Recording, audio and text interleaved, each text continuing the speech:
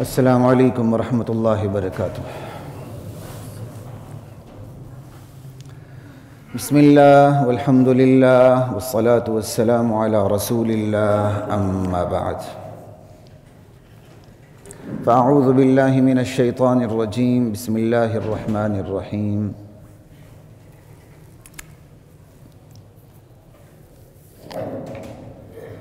وما خلقت الجن والانس الا ليعبدون، صدق اللہ مولانا العظیم۔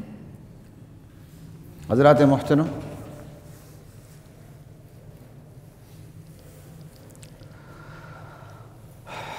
تسلسل کے ساتھ ہماری بات جاری ہے۔ ہم یہاں تک پہنچے تھے کہ فلسطین کے المیہ سے جو اسباق اور نتائج جو پوری امت کے سامنے آئے، اس پر بھی بات ہو گئی۔ عوام کی، علماء کی، دانشوروں کی جو کمزوریاں ہیں ہماری، اس پر بھی بات ہوئی۔ آخری ایک کمزوری پہ بات نہیں کر سکا تھا، اس پہ اشارہ کر کے پھر میں آگے چلتا ہوں۔ ہماری جو درسگاہیں ہیں، اس کمزوری میں ہم سارے مشترک ہیں، عوام ہوں، علماء ہوں، دانشور ہوں، ان پڑھ ہوں، پڑھے لکھے ہوں، سارے۔ ہماری درسگاہیں، ہمارے اساتذہ ارتداد پیدا کر رہے ہیں۔ ہماری درسگاہیں الحاد کا کام کر رہی ہیں، بے دینی پھیلا رہی ہیں۔ پہلے زیادہ آپ پی ٹی وی پر تنقید کر لیتے تھے، اب تو پی ٹی وی تو فرشتہ لگتا ہے اس دور کا۔ تو درسگاہیں کیا گل کھلا رہی ہیں؟ ماں باپ بولتے ہیں، اساتذہ، با اختیار طبقہ، پتہ نہیں ہے کیا کچھ ہو رہا ہے۔ اس پہ بات کی ضرورت نہیں ہے، اس پہ کبھی ضمناً کہیں بھی دوبارہ بات آ گئی تو کر لوں گا۔ آج میں جس بات کرنے لگا ہوں، اسی موضوع کو آگے بڑھاتے ہوئے، وہ یہ، اللہ تعالیٰ نے جب اس انسان کی تخلیق کی لقد خلقنا الانسان فی کبد، انسان نے تو مشقت اٹھانی ہے۔ تو اللہ تعالیٰ نے جب اس کی تخلیق کی تو تکوینی منصوبہ یہ بنایا کہ انسان کو اپنی زندگی میں خطرات کا سامنا کرنا پڑتا ہے۔ بیرونی خطرات، دشمنوں کی الغار، بیماریاں، مصیبتیں، مشکلات، اندرونی خطرات، نفس کی بیماریاں، نظریاتی بیماریاں، اعمال، اخلاق اور کردار کی بیماریاں، یہ اندرونی بیماریاں، اندرونی خطرات۔ تو تخلیق انسانی میں تکوینی منصوبہ من جانب اللہ یہ ہوا کہ زندگی میں انسان نے خطرات کا سامنا کرنا ہے، خواہ وہ خطرات خارجی ہوں، بیرونی ہوں، یا داخلی ہوں، اندرونی ہوں۔ لیکن کمبختی انسان کی ہمیشہ سے یہ فطرت رہی کہ اس نے خارجی خطرات ہی کو صرف اہمیت دی ہے، بیرونی خطرات ہی کو اس نے اہمیت دی ہے۔ بیرونی خطرات کا یقین اس کے دل میں گھر کر چکا ہوا ہے شروع سے، کیونکہ دنیا کی لذت، دنیا کا سرور، دنیا کا ظاہری ٹیپ ٹاپ ٹیشن مشن سرور، دنیا کے تقاضے ہی اس کی اولین ترجیح ہیں۔ اس لیے دنیا کے جو خطرات ہیں، خارجی خطرات، بغیر تبلیغ کیے اس کو یقین حاصل ہوتا ہے۔ اسے کہنا نہیں پڑتا کہ دشمنوں کی یلغار ہونے لگی ہے، ان پڑھ ہو، جاہل ہو، پڑھا لکھا ہو، بے دین ہو، سب سمجھتے ہیں۔ دین کو تلقین نہیں کرنی پڑتی۔ یہی وجہ ہے دین نے خارجی خطرات کے حوالے سے جو رہنمائی کی ہے، وہ ایک عدل رہنمائی کی، اعدوا لهم ما استطعتم من قوة، دشمنوں کے مقابلے میں خود کو تیار رکھو۔ چند ایک اور دی ہے، جہاد فرض ہے، وہ سارا کچھ، لیکن سب سے زیادہ زور جہاد کس پر فرض ہے؟ مسلمان پر۔ تو مسلمان کسے کہتے ہیں؟ جو اپنی اندرونی خطرات سے پاک ہوتا ہے، پھر ہی تو وہ جہاد کا نتیجہ سامنے نکلتا ہے۔ اندرونی خطرات سے پاک نہ ہو، جہاد تو پھر بھی فرض رہے گا، لیکن جہاد کے نتائج سامنے نہیں آئیں گے۔ تو یہ انسان کی ہمیشہ سے ایک کمزوری رہی ہے، ازلی اور فطری، کہ اس نے خارجی خطرات کو اہمیت دی ہے۔ خارجی خطرات کا یقین حاصل ہوتا ہے، خارجی خطرات کا خوف بھی ہوتا ہے بلا وجہ بھی۔ لوگوں کو آپ نہیں دیکھتے ہیں، گھر کے مین گیٹ پر دو تالے لگا رہے ہوتے ہیں، جس سے ایک تالا توڑنا ہے اس نے دوسرا بھی توڑ دینا ہے۔ سمجھ آئی؟ تو خارجی خطرات کا خوف بلا وجہ بھی ہوتا ہے، اہمیت بھی حاصل ہے، خارجی خطرات کا سد باب بھی ہوتا ہے، اور خارجی خطرات حفظ ما قد تقدم کے طور پر احتیاطی تدابیر بھی ہوتی ہیں۔ سد باب تو یہ ہے نا کہ آ جائیں خطرہ تو آپ سد باب کی کوشش کریں، استغفر اللہ۔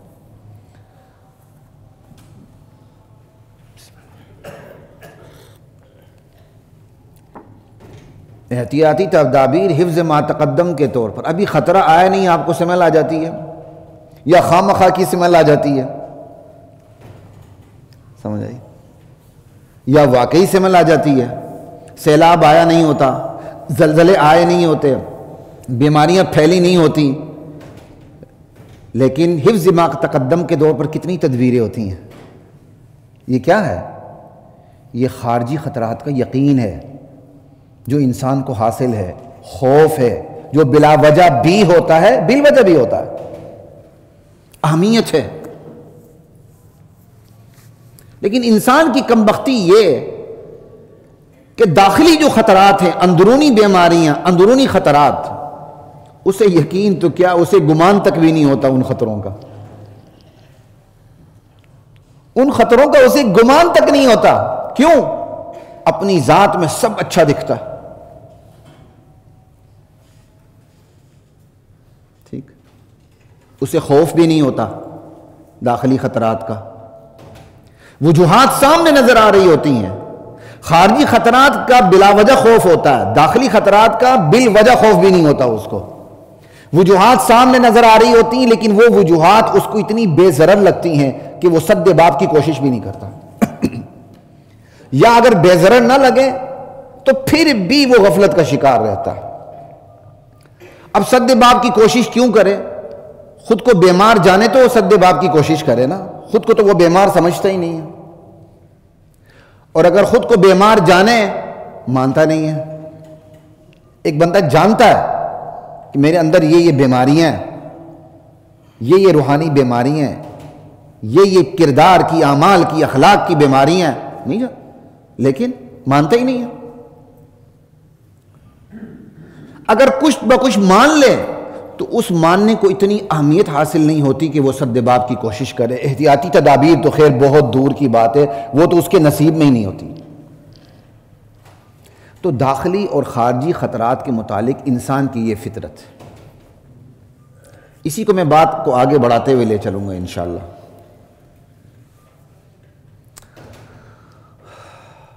اندیکھی بلاؤں کا خوف بھی ہوتا ہے اسے، انسنی وباؤں کا خوف بھی ہوتا ہے اس کو، بلا وجہ بھی ہوتا ہے، لیکن سامنے نظر آنے والی فکری نظریاتی بیماریاں جس میں وہ خود لت پت بھی ہوتا ہے، اعمال، اخلاق، کردار کی بیماریاں جس میں وہ خود بھی، اس کا سماج بھی، اس کا گھرانہ بھی، اس کا طبقہ بھی، اس کی قوم بھی، اس کی ذات بھی، اس کی ریاست بھی لت پت ہوتی ہے، کوئی خوف نہیں، کوئی یقین نہیں، کوئی اہمیت نہیں، تو پھر سد باب کی کوشش کیوں ہو؟ پھر حفظ ما تقدم کے طور پر احتیاطی تدابیر کیوں ہوں؟ کوئی بات سمجھ آ رہی ہے؟ خشک تو نہیں لگ رہی ہے نا؟ انشاءاللہ جیسے جیسے بڑھتا جاؤں گا آپ کو خشک نہیں لگے گی بات، تو وہ سر دھننے والی باتیں چھوڑ دیں بس۔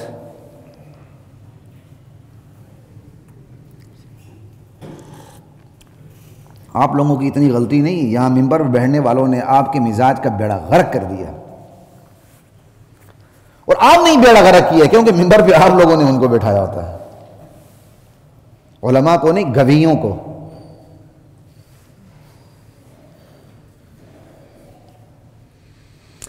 اللہ اکبر۔ ابھی اطلاع ملے کہ گھر میں، ہر گھر میں کرونا داخل ہو چکا ہے۔ چلو صرف کرونا لے لیتے ہیں، میں کینسر اور ایڈز کی بات ہی نہیں کرتا ورنہ آپ ناراض ہو جائیں گے۔ گھر میں، ہر گھر میں کرونا داخل ہو چکا ہے، کیا گزرے گی ہم پر؟ صرف افواہ پر یقین بھی، خوف بھی، اہمیت بھی، سد باب کی کوششیں بھی، حفظ ما تقدم کے طور پر احتیاطی تدابیر بھی، ایمانداری سے بتائیے یہ معاشرہ اب تک کرونا کے خوف سے باہر نکلا؟ نہیں نکلا۔ میرے ایک چینل پہ جانا ہوتا ہے جو سب کو روحانیت کے درس دیتا ہے، خود یقین کرے ہاتھ نہیں ملاتا ابھی کچھ عرصہ ہوا میں نہیں گیا، پچھلی دفعہ بھی بلایا تھا تو میں نہیں گیا۔ کلین شیف ہے، شاید الٹا اس طرح مارے، روحانیت کے درس دیتا پھرتا ہے، پتہ نہیں اس کو کیا کیا چیزیں بھی نظر آتی۔ یقین کریں وہ اس وقت بھی ہاتھ نہیں ملاتا، اپنے آپ کو دور رکھتا ایسے کر کے۔ مادیت کا غلبہ اتنا ہے، ہمارا مجمع بھی گھر گیا اس کی وجہ سے، کرونا کی وجہ سے، وہ آج تک سنبھلا نہیں۔ اگر جو آج تو خیر چھٹیاں ہیں ہائی کورٹ کی، مجھے کہا کہ آپ نے چھٹی کرنی، میں نے کہا نہیں یار میں ادھر ہوں، کیوں چھٹی کروں؟ ثواب کا ثواب، جمعہ پڑھنا ہے نا تو پھر پڑھاؤں کیوں نہ، بإذن اللہ۔ لا الہ الا اللہ۔ ابھی اطلاع ملے کرونا پھیل چکا ہے گھر گھر میں، ہر گھر میں، خوف بھی، یقین بھی، احتیاط بھی، حفاظتی تدابیر بھی، لیکن اخلاق کی، اعمال کی، کردار کی بیماریاں، بگاڑ، فساد ہر گھر میں ہے، گھر گھر میں، الا ماشاء اللہ۔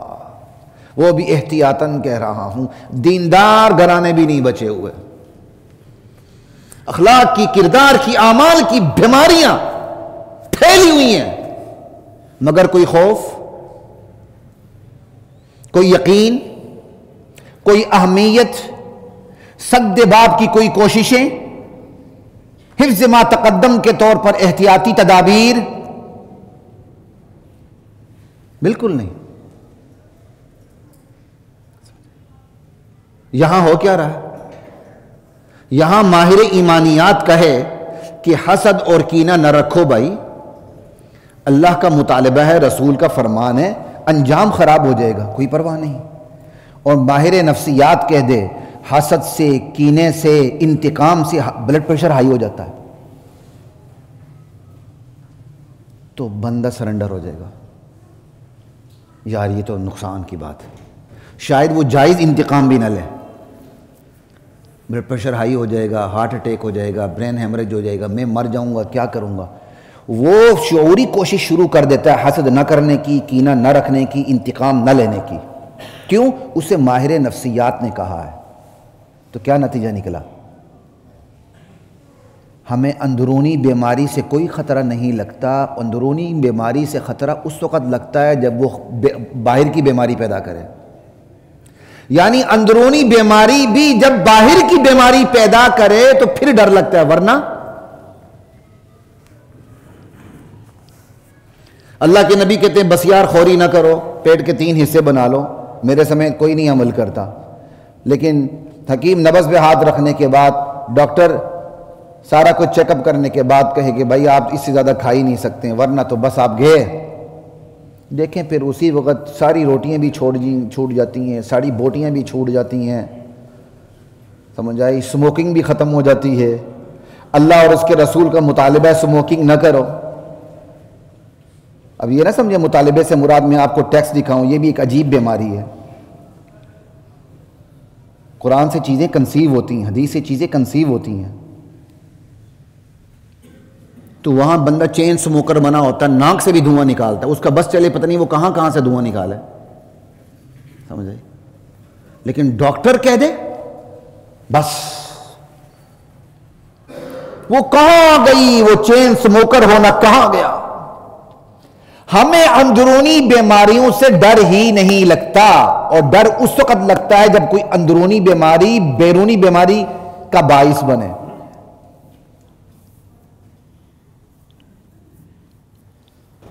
اگر کوئی آپ کو بہت بڑا دنیا کا دانشور یہ کہہ دے ارے بھائی میری پوری زندگی کا خلاصہ یہ ہے، انتقام نہ لو، تمہیں دولت بھی ملے گی، تمہیں عزت بھی ملے گی، تمہیں شہرت بھی ملے گی، تمہیں سب کچھ ملے گا، بندہ کان لگا لیتا ہے۔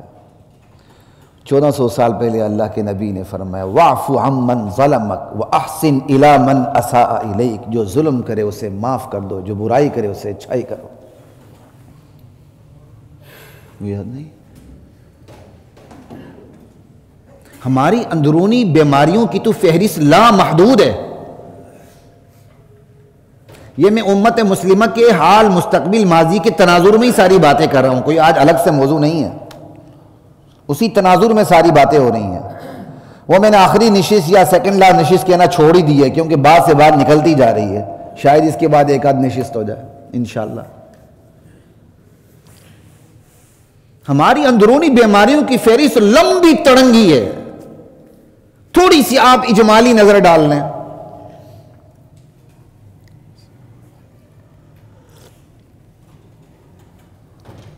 غیبت، چغلی، حسد، کینہ، اپنے منہ میاں مٹھو، بہتان تراشی، حرام خوری، سنگ دلی، قطع رحمی، فیس بک پہ سب کو مبارکباد دیتے پھرتے ہیں، سب سے معافی مانگتے پھرتے ہیں، خود نہ بہن سے بنتی، نہ بھائی سے بنتی، نہ ماں باپ سے بنتی۔ زندگی میں ایک مخلص دوست نہیں، 5000 دوست بنانے کے بعد کہتے ہیں خزانہ فل ہو چکا ہے، آپ فالو کرو مجھے۔ ماشاءاللہ، تمہیں کہنے کی ضرورت کیوں پیش آئی؟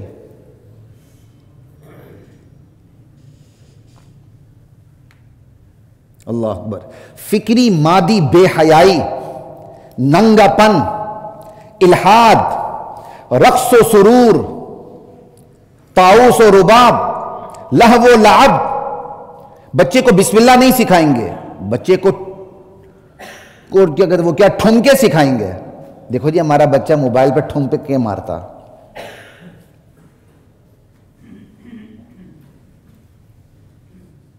اللہ اکبر کبیرہ۔ مخلوط گھرانے، کوئی پردہ نہیں، سب سے زیادہ پردہ تو ان کزن سے ہونا چاہیے، اور سب سے زیادہ قربت ان کزن سے ہوتی ہے۔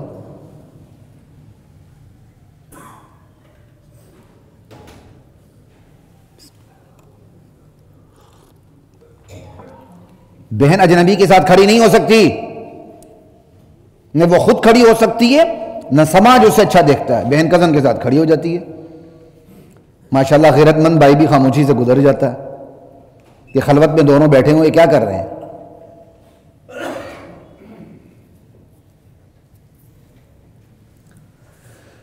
مخلوط گھرانے، مخلوط درسگاہیں۔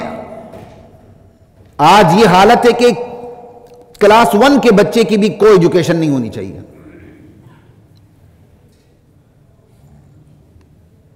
لا الہ الا اللہ۔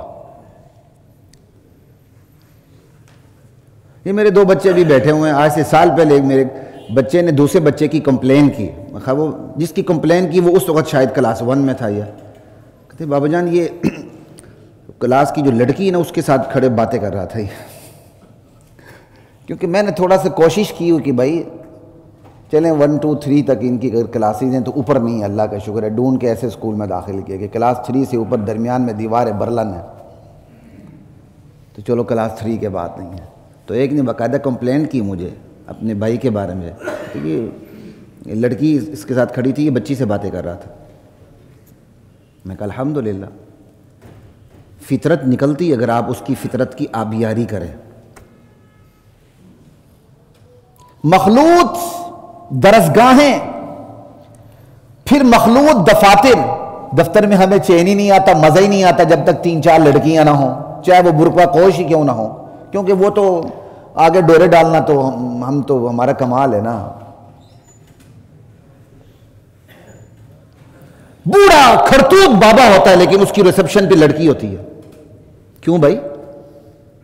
تو یہ اپنی بیوی سے ڈر لگتا ہے، نکاح کر لیں،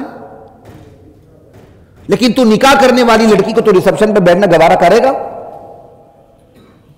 نہیں جی غریب ہے ہم مدد کرتے ہیں، تو گھر بٹھا کے مدد کرو، تاڑ کے مدد کرنی ہے۔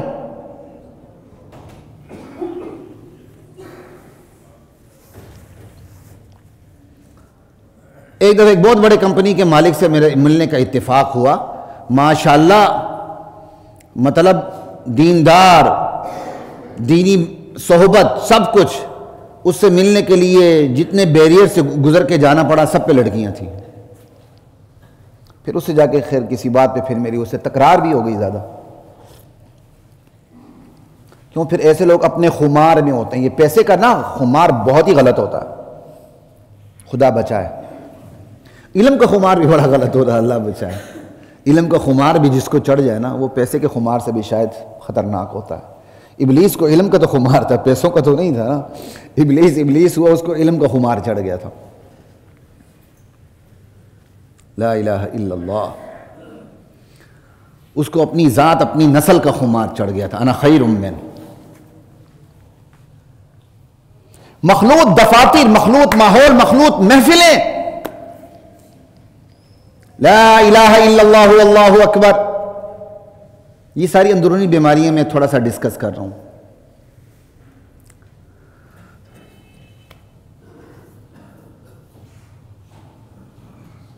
ماں باپ، بہن بھائی، رشتہ دار، دوست احباب سب نظر انداز، مگر اپنے اپنے سیاسی پنڈتوں کی پوجا پاٹ، ان کی حد سے بڑی ہوئی تقدیس تعظیم، ان کا جھوٹا شاید زمزم سے بھی کوئی آگے کی چیز ہے. ایک نے جھوٹے کو شاید زمزم سے اوپر کی چیز بنا دیا، دوسرا ایک مذہبی جماعت والے نے خطبے میں ہی اپنے بڑوں کا نام لینا شروع کر دیا، الحمدللہ کہہ کر آگے خطبے میں نام لینا شروع کر دیا. خدا کی قسم، کیا یار، کیا ضلالت ہے، کیا غلام قوم ہے یہ.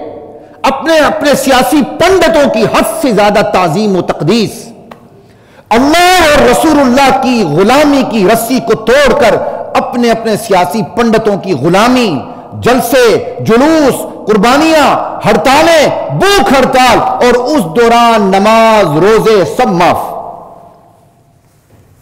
ہے کہ نہیں؟ ماں کہے پانی پلا دو، باپ کہے پانی پلا دو، روادار نہیں ہے. لیکن سیاسی پنڈت کے لیے ہر قسم کی قربانی، ہر قسم کی قربانی، آنسو بہاتے ہوئے بھی پارٹی کو نہیں چھوڑنا. نیچے سے پین گیلی ہو رہی، اوپر سے وکٹری کا نشان بنا رہے، چھوڑنا نہیں پارٹی کو. اتنی ہی قربانی ہم نے اپنے ماں باپ کے لیے دی ہے، دین کے لیے دی ہے. خدا کی قسم اتنی قربانی دین کے لیے دے دے کایا پلٹ جائے. یہ میں پوری امت مسلمہ کی حالت آپ کے سامنے رکھ رہا ہوں. کوئی محدود سا ذہن نہ رکھیں کہ میں صرف پاکستان کی بات کر رہا ہوں یا کسی ایک پارٹی کی بات کر رہا ہوں. میرے لیے بات کرنا آسان ہوتا ہے، میرا کسی پارٹی سے کوئی تعلق نہیں. طبقے سے تعلق ہے، پارٹی سے نہیں ہے، سیاسی پارٹی سے. وگرنہ جو یہ کہتا ہے میرا کوئی فرقہ نہیں، میں تو اس کو سب سے خطرناک سمجھتا ہوں. میں سمجھتا ہوں کہ وہ اپنی پہچان چھپا کے حملہ آور ہوتا ہے. بندے ٹیبل ٹاک کرے تو اپنی پہچان کے ساتھ بات کرے، مکس مسالہ نہ بنے بندہ. نہیں جی میرا کوئی فرقہ نہیں. لا الہ الا اللہ واللہ اکبر. اللہ کے نبی نے فرمایا 73 فرقے ہوں گے، ایک فرقہ جائے گا جنت میں، ایک فرقہ ناجیہ ہوگا. لا الہ الا اللہ واللہ اکبر.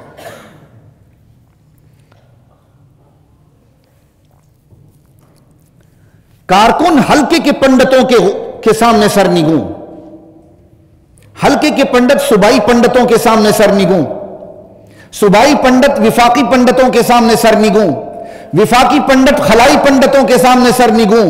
پھر یہ تمام پنڈت اتفاق اتحاد کے ساتھ عالمی شیطانی مالیاتی دجالی پنڈتوں کے سامنے سرنگوں. ایمان کا سودا، اصول کا سودا، وطن کا سودا، مفادات کا سودا، خون مسلم کا سودا، آبروئے مسلمان کا سودا، یہ سب سودے قوم کے وسیع تر مفاد کے نام پر، اس دھوکہ دہی پر، اس خیانت پر، اس غداری پر، ان بیماریوں پر مصائب پھٹنے لگیں، زلزلے آنے لگیں، سیلاب بکھرنے لگیں، بیماریاں برستی لگیں، قحط سالیاں، بے روزگاریاں، کساد بازاریاں ڈیرے جما لیں، تو فوراً ظاہری طبی سائنسی وجوہات کی تلاش میں مغز ماری شروع کر دیتے ہیں. محض سائنسی وجوہات کی تلاش میں مغز ماری، پھر اسی کو کافی سمجھتے ہیں. اللہ نے جو وجوہات بتائی ہیں وہ نظر انداز ہو جاتی ہیں. انا للہ و انا الیہ راجعون. سائنسی وجوہات کا میں انکار نہیں کر رہا، انکار اس بات کا ہو رہا کہ آپ خدائی وجوہات جو غیبی ایمانی وجوہات ہیں وہ سائنسی وجوہات سے بھی بڑھ کر ہیں. زلزلہ اس لیے آیا کہ زمین کی پلیٹیں سرک گئی تھیں، سیلاب اس لیے آیا کہ عالمی ماحول بدلا، گلیشیئرز پگھل گئے، پانی بفر گیا، عوام غیر محتاط ہو گئے، حکمران کمینے حرام خور سنگ دل ہو گئے، امداد کا مال بھی ہڑپ کر گئے۔ یہ سیلاب، یہ زلزلے، یہ بیماریاں، یہ قحط سالیاں، یہ بے روزگاریاں، یہ ساری ناقص منصوبہ بندیاں ہیں یا منصوبہ بندی کا فقدان ہے۔ بس یہ سائنسی، مادی، طبی، ظاہری وجوہات بیان کی، اب آگے کام ہو نہ ہو ایک الگ بات ہے، چیپٹر کروز بس۔ انا للہ و انا الیہ راجعون۔ سوال یہ ہے کہ پلیٹیں، زمین کی پلیٹیں کیوں خود بخود سرکی؟ کہتے ہیں نا زمین کی پلیٹیں سرکی، زلزلہ ہے، مان لیتے، میں انکار تو نہیں کر رہا، اس سے بھی بڑی کوئی سائنسی تحقیق آئے گی ہم اسے بھی مان لیں گے، کوئی بڑی بات نہیں۔ لیکن سوال یہ ہے کہ زمین کی پلیٹیں خود بخود سرکی یا سرکانے والی سرکار نے سرکائی، جس کا دعویٰ ہے کہ اس کا کوئی کام بلا وجہ نہیں ہوتا، اس کا کوئی کام ظلم پر مبنی نہیں ہوتا، اس کا کوئی کام حکمت سے خالی نہیں ہوتا، اس کا کوئی قول عمل مصلحت سے خالی نہیں ہوتا، اور آپ کہتے ہیں زمین کی پلیٹیں سرک گئیں، بیٹھ جاتے ہیں۔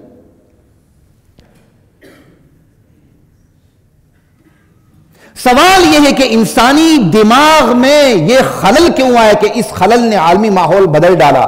سیلاب نے، زلزلوں نے، بیماریوں نے، قحط سالیوں نے، کساد بازاریوں نے ڈوری جما دی ہے۔ صرف سائنسی وجوہات بیان کرنا، اسے کافی سمجھنا، خدائی غیبی نظام جو وجوہات بیان کرتا ہے اسے نظر انداز کرنا، یہ کفر نہیں تو کیا ہے؟ صرف سائنسی وجوہات بیان کرتے ہوئے خدائی غیبی نظام کی وجوہات کا انکار کر دینا، یہ دور جاہلیت میں بھی بڑے سادے طریقے سے ہو رہا تھا، اور آج سائنٹیفک طریقے سے ہو رہا ہے، بس اتنا سا فرق ہے۔ یہ دور جاہلیت میں سادے طریقے سے ہو رہا تھا، آج سائنٹیفک طریقے سے ہو رہا ہے۔ جیسے پنجاب کا کسان کہتا ہے بادل یہاں سے آئے تو برس پڑتے ہیں، یہاں سے آئے تو برس نہیں پڑتے۔ سائنس نے اسی کو سائنٹیفک طریقے سے کہا، نارتھ سے بادل آتے ہیں بھر کے آتے ہیں، جب ساؤتھ سے جاتے ہیں خالی ہو کے جاتے ہیں، اس لیے اکثر ساؤتھ سے آئے ہوئے بادل برستے نہیں، نارتھ سے آئے ہوئے بادل برس پڑتے ہیں۔ سائنٹیفک طریقہ، بات تو ایک ہی ہے نا، بات تو کسان نے اپنا تجربہ بیان کیا اور سائنس نے اسے سائنٹیفک طریقے سے بیان کیا، بس یہی فرق ہے۔ کوئی چیز واقع ہو جائے تو اس کی وجوہات دور جاہلیت میں بھی وہی طریقہ تھا، آج بھی وہی طریقہ ہے، بس یہ کہ وہ سادے طریقے سے کہتے تھے، آج سائنٹیفک طریقہ ہے کہ پلیٹیں سرک گئیں، عالمی ماحول بدل گیا۔ بدلا تو آپ نے، کیوں بدلا؟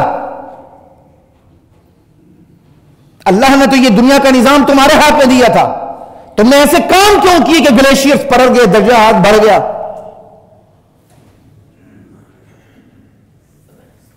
لا الہ الا اللہ واللہ اکبر۔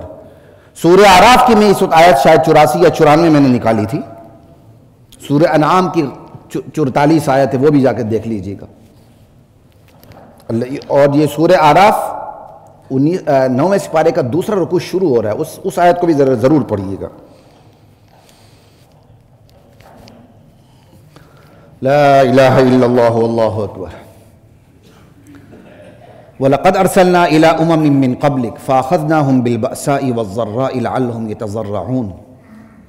اللہ کہتے ہیں میرے نبی، ہم نے آج سے بھی پہلے امتوں میں رسول بھیجے، جب انہوں نے نافرمانی کی تو ہم نے ان پر قحط سالیاں مسلط کر دیں، بیماریاں مسلط کر دی، زلزلے آئے، سیلاب آئے، مشکلات میں پھنس گئے، گر گئے۔ ہم نے یہ کام کیوں کیا؟ انہیں پتہ چلے یہ کائنات پہ کنٹرول کسی اور کا ہے، جس کا اس کی طرف پلٹ آؤ، کہ تاکہ وہ گر گڑائیں۔ اللہ کہتے ہیں فَلَوْلَا إِذْ جَاءَهُمْ بَأْسُنَا تَضَرَّعُوا، جب ہماری طرف سے یہ عذابات آئے، یہ تکالیف آئیں، تو وہ پلٹ کے واپس کیوں نہیں ہوا ہمارے طرف؟ ان کے تو دل سخت ہو گئے، وَلَكِنْ قَسَتْ قُلُوبُهُمْ، صرف دل سخت نہیں ہوا، آگے انہوں نے وجوہات بھی بیان کرنی شروع کر دی۔ وَزَيَّنَ لَهُمُ الشَّيْطَانُ مَا كَانُوا يَعْمَلُونَ، جو وہ کر رہے تھے شیطان نے اسے خوشنما بنا دی، یہ تم کر رہے ہو بالکل ٹھیک کر رہے ہو یار، اور یہ جو خوشحالی، بدحالی، قحط سالی، راحت، سکون، تکلیف، یہ آنی یا جانی ہے، زمانے میں ایسا ہوتا رہتا، اس کا کوئی نیک اعمال برے اعمال سے کوئی تعلق نہیں۔ باقاعدہ انہوں نے دلیلیں دینی شروع کر دی۔ اللہ کہتے ہیں انہوں نے اپنے اعمال کو، شیطان نے اپنے اعمال ان کے لیے خوشنما بنا دی ہے، بجائے یہ کہ عمل پر غور کریں، انہوں نے اپنی بدعمالیوں پر دلیلیں شروع کر دیں، اور جو مشکلات آئیں اس کی مادی وجوہات بیان کرنی شروع کر دیں، سائنسی وجوہات بیان کرنی شروع کر دیں۔ اس سے بھی واضح آیت 9 سپارے کی دوسرا رکوع ہے، وَمَا أَرْسَلْنَا فِي قَرْيَةٍ مِّن نَذِيرٍ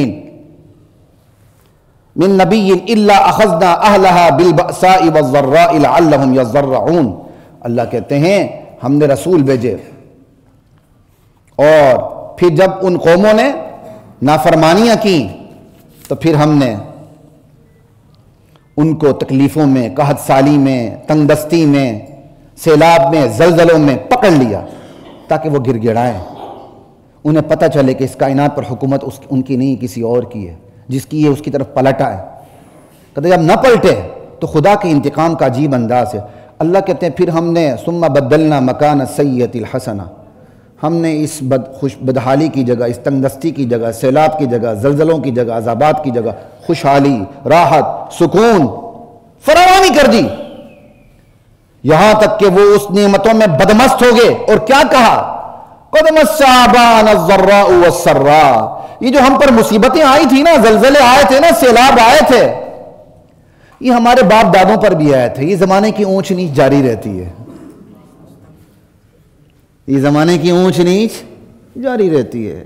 یہ تو ہمارے باپ دادا بھی شکار ہوئے تھے، اس کا تعلق کوئی اعمال سے نہیں ہے، کیونکہ نبی تو کہتے تھے اعمال سیدھے کرو ورنہ تم ان عذابات میں شریک نہیں ہوگے، ان عذابات میں مبتلا نہ ہوگے۔ وہ کہتے ہیں نا یہ ان چیزوں سے تو ہمارے آبا و اجداد بھی گزرے ہیں، یہ زمانے کا نشیب و فراز ہے، اونچ نیچ ہے، ہر قوم گزرتی، ہم بھی گزرے ہیں۔ آج بھی ایسا ہے کہ نہیں؟ زلزلے آئیں، سیلاب آئیں تو ٹی وی میں بیٹھ کر اینکر بڑا بڑا منہ کھولتے ہیں اور صرف سائنٹیفک وجوہات بیان کرتے ہیں۔ کسی نے دین پہ بات کی ہے، کوئی دین پہ بات کرے مذاق کرتے ہیں کہ زلزلوں کا کیا تعلق ہے نیک اعمال سے، زلزلہ پھر غریبوں پہ کیوں ہوا ہے؟ آپ زیادہ جانتی ہو، اللہ زیادہ جانتا ہے۔ کیا پتا اس چھوٹے سے زلزلے نے اللہ تعالیٰ نے آپ کو بچا لیا ہو، وہ چھوٹا سا زلزلہ نہ آتا تو شاید زمین کی پوری پلیٹیں ہی صرف پڑتی، ہم رہتے ہی نہ۔ لا الہ الا اللہ واللہ اکبر۔ تو حضرات محترم، کہنے کی بات یہ ہے کہ اندرونی خطرات پہ محض سائنسی وجوہات بیان کر کے اپنے آپ جان چھڑا لینا، اور جو خدائی غیبی نظام نے بیان کی ہیں ان سے روگردانی کرنا۔ انا للہ و انا الیہ راجعون۔ طاعون جیسی خطرناک وبائیں پھیلنے لگے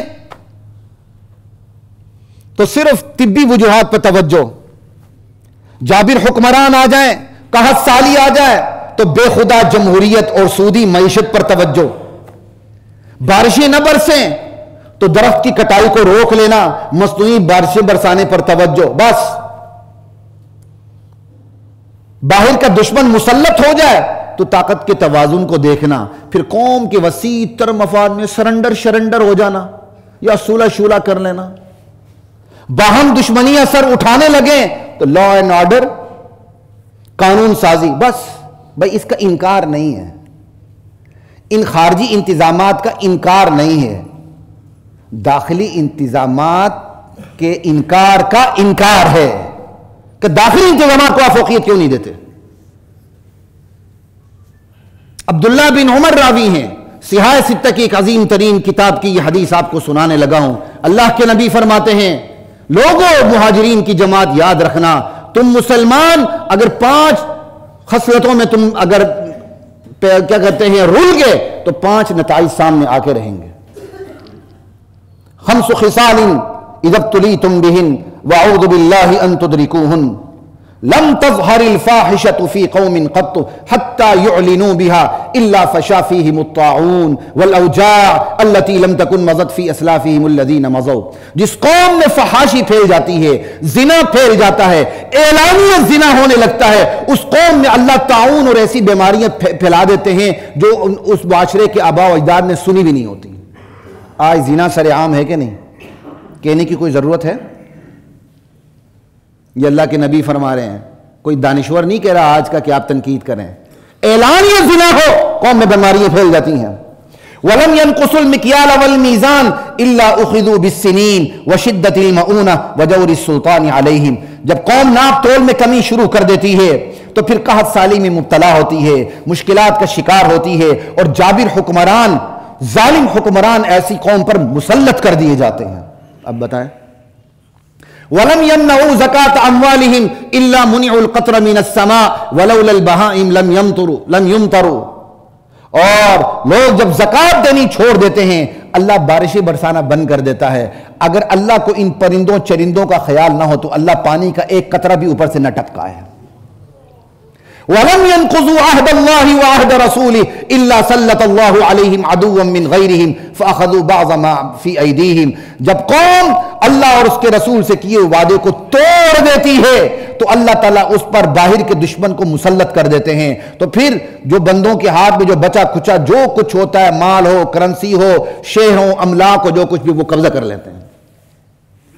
وَمَا لَمْ تَحْكُمْ أَئِمَّتُهُمْ بِكِتَابِ اللَّهِ وَيَتَخَيَّرُوا فِي مَا أَنزَلَ اللَّهُ إِلَّا جَعَلَ اللَّهُ بَأْسَهُمْ بَيْنَهُمْ. جس قوم کے بڑے، جس قوم کا با اختیار طبقہ قرآن و سنت کی روشنی میں فیصلے نہیں کرتا، اس قوم میں اللہ تعالیٰ قتل و غارت ڈال دیتے ہیں، بلوہ ڈال دیتے ہیں. وَيَتَخَيَّرُوا فِي مَا أَنزَلَ اللَّهُ. خدا کے دین کو دیکھتے ہیں تو پھر فیصلہ کرتے ہیں اس کو چھوڑ دو، یہ گراؤنڈ ریئلٹی کے مطابق نہیں ہے، یہ ہمارے ریاستی قوانین کے مطابق نہیں ہے. اس کو لے لو، یہ گراؤنڈ ریئلٹی کے مطابق بھی ہے، چلو ہماری ریاست میں اس کی چھوٹ بھی ہے. یعنی قرآن کے ایک حکم کو چھوڑ دینا اور ایک حکم کو لینا. پہلی قومیں خدائی احکامات کے ساتھ یہ سلوک کرنے سے عذاب کا شکار ہوئی ہیں. ہم بچیں گے؟ لا الہ الا اللہ. انبیاء کی سرگزشت کو دیکھ لیں، نوح علیہ السلام کو، ابراہیم علیہ السلام کو، شعیب علیہ السلام کو، لوط علیہ السلام کو، موسیٰ علیہ السلام کو، سب نے اپنی قوم کو سب سے پہلے اندرونی بیماریوں خطرات سے ڈرایا اور داخلی بیماریوں پر اس پر فوقیت دی کہ داخلی خارجی خطرات بعد میں ہیں، اندرونی اور داخلی بیماریوں سے پہلے ڈرو. موسیٰ علیہ السلام توحید کے ساتھ ساتھ بنی اسرائیل کو چھڑانے گئے تھے نا، تو پھر تو ہماری حکمت کا تقاضا یہ ہے کہ بنی اسرائیل کو آزادی دلانے گئے تھے تو موسیٰ علیہ السلام پر کوئی فزکس کا، کوئی کیمسٹری کا، کوئی فارمولا، کوئی نومیریکل، کوئی ایٹم بم کا یا بم کا یا چھوٹے موٹے بم کا کوئی فارمولا اوپر سے بطور وحی نازل ہونا چاہیے تھا تاکہ فرعون کا مقابلہ کریں اور شکست دے دیں. کوئی ٹیکنالوجی کا کوئی فارمولا نازل ہوتا. ایسا ہوا؟ ٹیکنالوجی کا انکار نہیں ہو رہا، بات ہو رہی ہے خدائی غیبی نظام کی جس کو ہم نے پس پوش ڈال دیا. موسیٰ علیہ السلام نے کہا آزادی چاہتے ہو، فرعون کی غلامی سے نجات چاہتے ہو، اپنی اندر کی بیماریوں کو پہلے ٹھیک کرو. جب قوم نے اپنی اندرونی بیماریوں کو ٹھیک کیا تو پھر اللہ تعالیٰ نے کیا حشر کیا فرعون کا؟ سامنے کی بات. لا الہ الا اللہ واللہ اکبر. نبوی ہدایات خارجی خطرات سے بھی پہلے اندرونی بیماریوں کی طرف متوجہ کرتی ہیں. کوہ صفا کو دیکھ لیں، نبی علیہ السلام، یہ آپ کو میں بخاری کی حدیث سنا رہا ہوں، نبی علیہ السلام کوہ صفا پہ کھڑے ہوتے ہیں، خاندان کے قریبی لوگوں کو بلاتے ہیں اور یہ کہتے ہیں ارے لوگوں بتاؤ، اگر میں تمہیں یہ کہوں اس پہاڑ کے پیچھے ایک لشکر چھپا بیٹھا ہے جو تم پر حملہ آور ہو جائے گا، تمہاری بربادی کر دے گا، تمہارا قتل عام کر دے گا، کیا تم میری تصدیق کرو گے؟ لوگوں نے کہا کیوں نہیں، ہم نے تو آپ کو ہمیشہ صادق و امین پایا ہے. تو پھر یہ تصدیق لینے کے بعد نبی علیہ السلام نے فرمایا لوگوں یقین رکھو تمہاری طرز زندگی، تمہارا دستور زندگی، تمہارا نظام حیات، یہ تمہاری تہذیب، یہ تمہارا تمدن، یہ تمہارا کلچر، یہ تمہاری ثقافت، یہ تمہاری ویلیوز، یہ تمہارے اقدار، یہ تمہارے عقائد، یہ تمہارے کردار تمہاری زندگی کے لیے سب سے بڑا خطرہ ہے. دشمنوں کی یلغار سے بھی بڑا خطرہ ہے. لا الہ الا اللہ واللہ اکبر. کل بھی اس خطرے پر کام ہوا تھا، انبیاء نے کیا تھا، ہمارے نبی نے کیا تھا. آج بھی اسی خطرے پر کام کی ضرورت ہے. آج بھی امام مالک فرماتے ہیں لا یصلح آخر هذه الامہ الا ما صلح به الاول. اس امت کے پہلے طبقے کی اصلاح جس طریقے سے ہوئی، اس امت کے آخری طبقے کی اصلاح بھی اسی طریقے سے ہوگی. آج نوجوانوں میں بہرا روی پھیل چکی ہے، ارتداد پھیل چکا ہے، فحاشی عریانی پھیل چکی ہے. خدا کی قسم آج ہماری پتہ نہیں مسلمان ہیں کہ نہیں، لڑکیاں مائک اٹھا کے سوال کرتی ہیں، پہلیاں بوجھتی ہیں، کتنی خطرناک ہیں. آپ نے بھی سنی ہوں گی، میں بھی سنتا ہوں، لیکن مزے نہیں لاؤں ان کا، مزے نہ لیں ان کا. یہ سوچے کہ یہ قوم کہاں پہنچی ہوئی ہے. لڑکا لڑکی سے کتنے بےہودہ پہلی پوچھتا ہے اور لڑکی سمجھ کے کس طرح ہنسی مارتی ہے اور کس طرح کیا کچھ نہیں ہو رہا. آج کے نوجوانوں میں بہرا روی، فحاشی، عریانی عروج پر ہے. اسی بنیاد پر آج کے نوجوانوں میں الحاد پھیر رہا ہے، ارتداد پھیر رہا ہے. آج کی نئی نسل توحید و سنت سے نامانوس ہے، شرک و بدعت سے ناآشنا ہے. آج کی نئی نسل اپنی سیاسی پنڈتوں کی پجاری ہے، مگر صحابہ کی تقدیس اس کے دل میں نہیں، رسول اللہ کے اقوال کے فرامین کی عظمت اس کے دلوں سے خالی ہے. یہی وہ اندرونی بیماریاں ہیں، یہی وہ داخلی خطرات ہیں جن کی وجہ سے امتیں تباہ ہوئی ہیں اور جن کی وجہ سے آج ہمارا یہ حشر نشر ہے. یہ امت کو مفت مار نہیں پڑ رہی. کشمیر میں، فلسطین میں، ہر جگہ بہترین جغرافیہ کا مالک ہونے کے باوجود، بہترین دنیا کے وسائل کے مالک ہونے کے باوجود، سب سے زیادہ ہونے کے باوجود، سب سے زیادہ قوت ہونے کے باوجود امت مار کھا رہی ہے. یہ بلا وجہ نہیں کھا رہی، یہ ان اندرونی خطرات، اندرونی بیماریوں کی وجہ سے کھا رہی ہے. لیکن حوصلہ ہارنے کی ضرورت نہیں. 2-3 منٹ آپ کے لوں گا کیونکہ یہ بات کو ختم کرنا ہے، تھوڑی سی دم رہتی ہے. حوصلہ ہارنے کی ضرورت نہیں. قوموں پر یہ نشیب و فراز آتے رہتے ہیں. جو قومیں اپنی زندہ تاریخ رکھتی ہیں ان پر اونچ نیچ آتی رہتی ہے. خطرہ اس ضمیر سے ہے جو کام کرنا چھوڑ دے. نشیب و فراز سے نہیں ہے، اونچ نیچ سے نہیں ہے. اس ضمیر سے ہے جو کام کرنا چھوڑ دے. اس ضمیر سے ہے جو خارجی خطرات کو تو خارجی خطرات سمجھے، جو دشمنوں کی یلغار سے تو ڈرے، جو اپنے اندر کے دل کی یلغار ہے اس سے نہ ڈرے. خطرہ اس ضمیر سے ہے. یہی وجہ ہے بخاری کی بھی پہلی حدیث ہے، نبی علیہ السلام نے ارشاد فرمایا انما الاعمال بالنیات. اعمال کا دار و مدار نیتوں پر ہے. اپنے اندر کو ٹھیک کرو، پھر اس کے بعد پوری صحیح بخاری چلتی ہے کہ اپنے اندر کو ٹھیک کرو، اندرونی بیماریوں کو ٹھیک کرو، اندرونی خطرات کو نبٹنے کی کوشش کرو. لا الہ الا اللہ واللہ اکبر. پھر آپ نے یہ بھی ارشاد فرمایا الا ان فی الجسد مضغہ اذا صلحت صلح الجسد کلہ واذا فسدت فسد الجسد کلہ الا وہی القلب. لوگو تمہارے دل میں ایک لوتھڑا ہے، وہ صحیح پورا جسم صحیح، وہ غلط پورا جسم غلط. لوگو کان لگا کے سننا، وہ دل ہے دل. یہ اندرونی بیماریوں کی طرف آپ نے بات بتائی. یہ تخریبی قوتوں کی کامیابیاں بڑی عارضی ہیں. اصل چیز تو ایمان ہے. ایمان میں شکست حقیقی شکست ہے. اسلام تو دائمی کامیابی کی بات کرتا ہے. رہی دنیا کی کامیابی، ملے تو بہت اچھی بات، نہ ملے تو کوئی پرواہ نہیں. سچ کے پیچھے ہارنا بھی جیتنا ہے اور جھوٹ کی جیت بھی ہار ہے. ہائے کاش ہمیں یہ باتیں سمجھ میں آ جائیں. باقی باتیں انشاءاللہ. السلام علیکم ورحمۃ اللہ وبرکاتہ. وَلَقَدْ أَنزَلْنَا